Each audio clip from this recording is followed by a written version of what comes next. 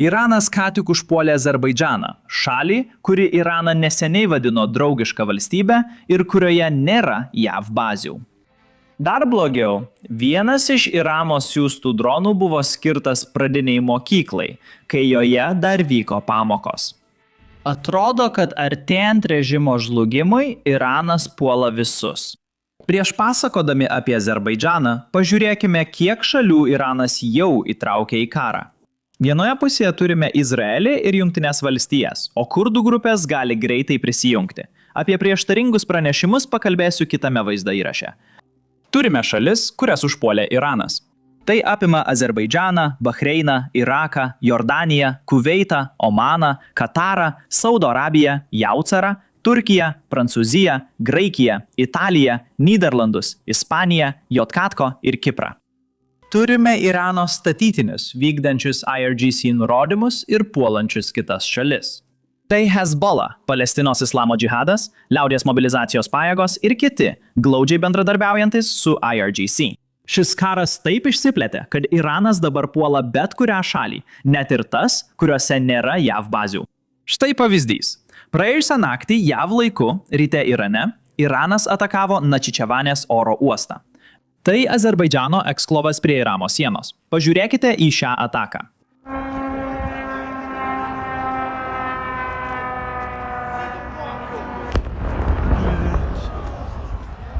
Tačiau Iranas neapsiribojo tik oro uostu. Jie taip pat atakavo pradinę mokyklą tame pačiame regione. Paklausykite šio įrašo. Ar tai teisingas kelias? Taip. Tai yra teisingas kelias. Yra kelias. Tai yra kelias. Jis verkia. Žiūrėk, žiūrėk, žiūrėk.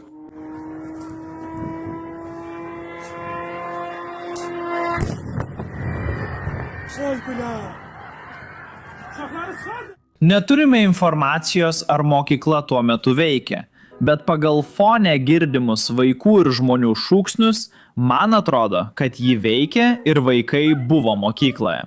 Nesu tikras. Gal galite pakomentuoti žemiau, ką manote? Laimiai dronas nepataikė į pastatą, bet nukrito labai arti mokyklos. Pakankamai arti, kad būtų baisu. Dabar pateiksiu informaciją, kuri šią situaciją paverčia dar labiau stulbinančią.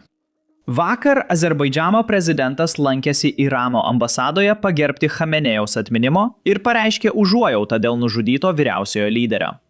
Azerbaidžano užsienio reikalų ministerija viešai pareiškė, kad neleis JAV ar Izraeliui naudoti Azerbaidžano teritorijos puolimui prieš draugišką Iraną.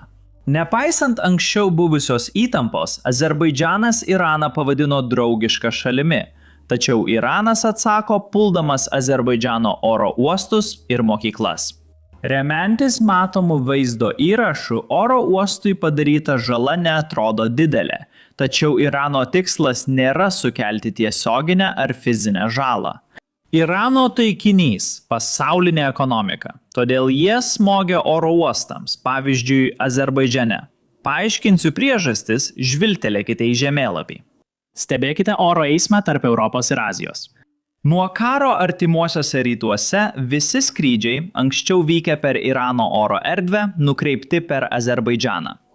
Yra 170 mylių koridorius, kuriuo dabar oro linijos jungia Azijos keleivius su Europa ir Europos keleivius su Azija.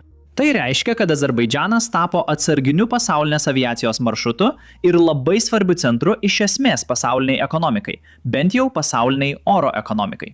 Todėl Irano tikslas nėra kariniai nuostoliai. Jie negali laimėti prieš Jungtines valstijas. Jie siekia pakenkti pasauliniai ekonomikai, kad visi spaustų JAV sustoti. Todėl atakuoja Dubajaus, judriausią pasaulio oro uostą. Todėl jie puola vieną judriausių pasaulio oro uostų – Katare. Kodėl jie puola Azerbaidžano oro uostą? Nes jis tapo alternatyviu pasaulinio tranzito maršrutu. Dėžė Irano revoliuciniai gvardijai tai gali būti didžiausia Irano klaida. Leiskite parodyti kodėl. Grįžkime prie tos etninės sudėties žemėlapio, apie kurį kalbėjome vos prieš kelis vaizdo įrašus. Pažvelkite dar kartą. Šiaurės rytinėje, raudonai pažymėtoje dalyje, kaip mažuma gyvena etniniai azerbaidžaniečiai.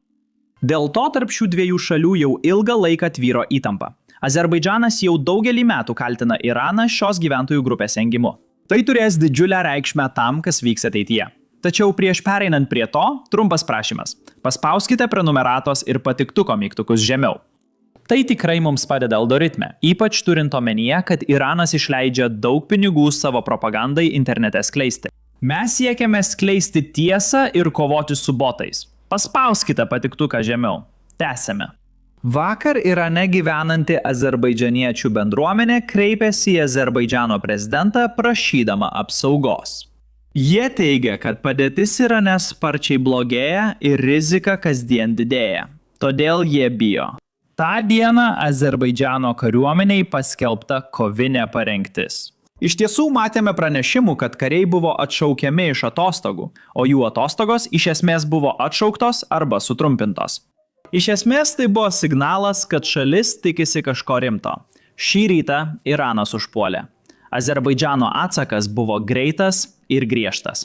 Gynybos ministerija pranešė, kad ruošiamos atsakomosios priemonės.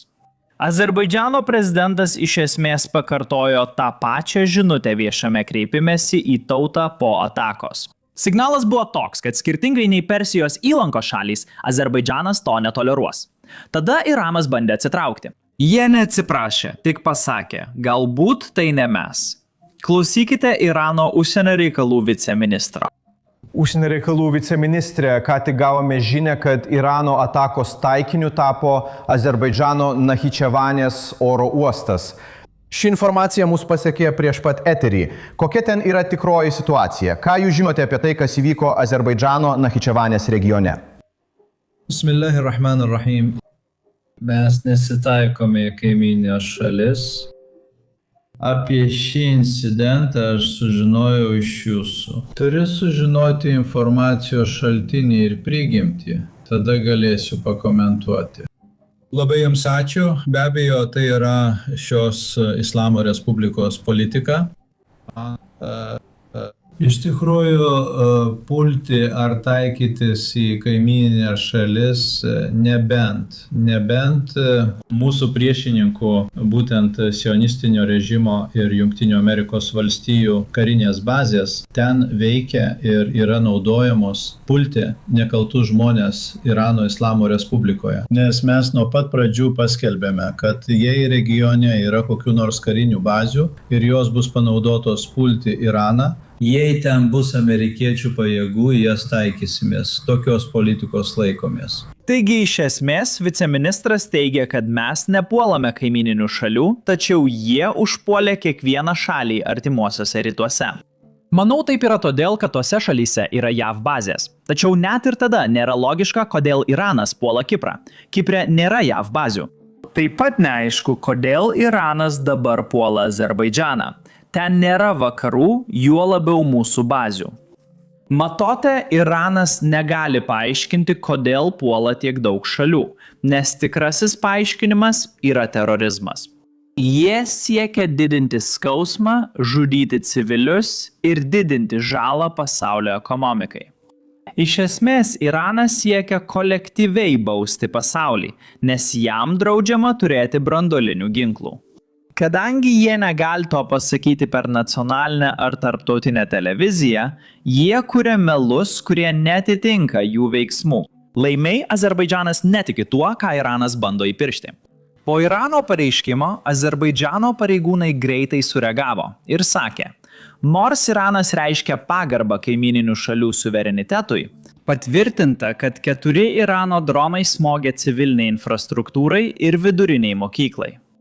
Tikimės, kad Irano kariuomenė nustos neigti ir atsiprašys. Jokio diplomatinio išsisukinėjimo iš Azerbaidžano pusės, tik tiesioginis pasmerkimas. Azerbaidžanas nebuvo vienintelė nauja šalis, kurią vakar užpuolė Iranas. Kita šalis buvo Gruzija, apie kurią dar nekalbėjome. Apžvelkime įvykius. Gruzijos valdžios teigimu, šalies teritorijoje įvyko drono ataka, kurią šiuo metu bando atremti oro gynyba.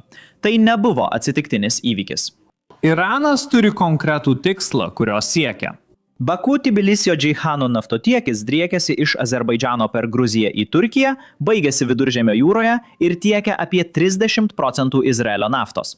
Atrodo, vakar Iranas atakuodamas Turkiją taikėsi į šį naftotiekį. Ta patį bandė padaryti ir atakuodamas Gruziją. Iranas siekia, kad Izraelis pajustų karo skausmą, ypač šalies viduje. Dabar jie ne tik atakuoja Izraelį, bet ir taikosi į jo naftos tiekimą. Tik laikas parodys, kiek Iranas išplės karą, bet neatrodo, kad jų triukai veiktų. Tai viskas šiandien. Aš Semas, pasimatysime kitame vaizdo įraše.